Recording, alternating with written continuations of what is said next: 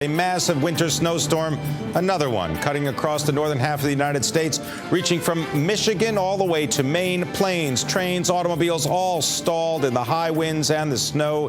This winter's severe weather could have an effect on the economic recovery here in the United States. So what does this all mean for investors? My next guest is an expert when it comes to transport. Helane Becker, a longtime analyst of the airline industry with Dahlman Rose. Helane, good to have you with us. Glad Thanks. You could make it up from Washington, D.C. from yesterday. So what is the state of the airline industry? I read today and I noted that we were reporting that 2,200 flights out of Chicago's O'Hare were canceled. And so you've got problems where you've got planes sitting on the ground where they're not supposed to be, passengers aren't where they're supposed to be.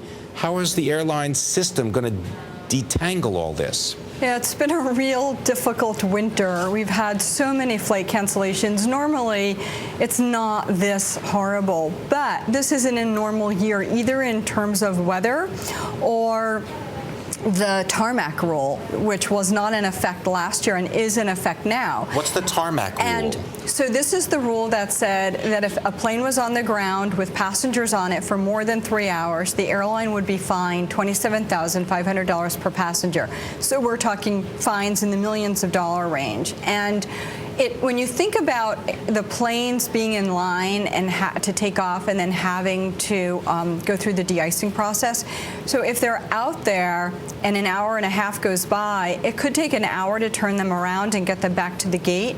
So they're canceling flights, after an hour and a half, or they're just canceling them preemptively. Because they don't want to have to pay the fine. They know that that's coming down the pipe if it's 3-hour time limit. Yes, exactly. And it's so much better for them to inconvenience thousands of people rather than just a few hundred. And unfortunately, that's what this rule says. You basically, it used to be they would get you to where you had to go. You might be late, but they got you there. Now they get you there, but it's 5 or 6 days later because the flights are sold out. I mean, we're still flying full. We have 80% plus load factors. So nothing in that regard has changed. But what's changed is all these cancellations, and that adds up to huge delays. Do you think that the government really reckoned on this when they went ahead and pushed for that rule, that $27,500 fine per passenger for sitting on the tarmac for 3 hours or more? No, not at all. The law of unintended consequences. They thought they were doing good, and instead they just screwed things up worse. Right? It's bizarre, right? Because, I mean, the airlines are just looking at it from a profit point of view, saying, well, we're not going to take the chance of losing all of this money, so let's call the plane back, or let's just cancel, scrub the flight altogether.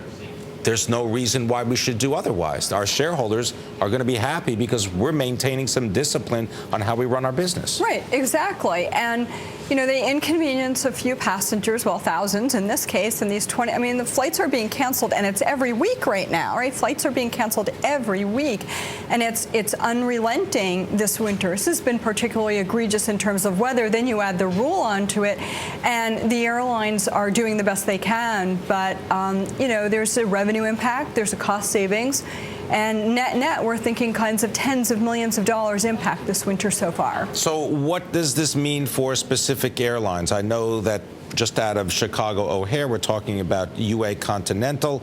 What's the effect on them? So actually, they're kind of interesting because, obviously they have an effect and it's an impact, especially with Continental here in Newark, and they're in Cleveland as well, so you definitely have a huge impact. But because they have so many domestic hubs, they can kind of route you around some of their hubs with problems. So if you're coming from, say, Rochester and Chicago, and you're supposed to go, say to Denver, and you were going to connect on United over Chicago, they can actually route you over Newark, as long as, obviously, Newark is open.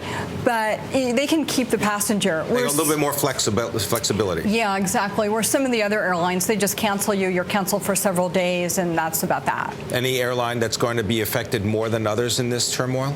Well, I think you have to look at, JetBlue in New York, Delta in New York have big operations. Delta was particularly affected in Atlanta last month when there was a big snowstorm that went through there. It shut things down. And you have to remember that airports in the Northeast, Boston, Newark, Chicago, Minneapolis, they can really handle this kind of weather. They have enough de-icing fluid. They have plenty of plows. So they can clear the runways pretty effectively. But when you get to the southern tier, Dallas, Atlanta, Atlanta.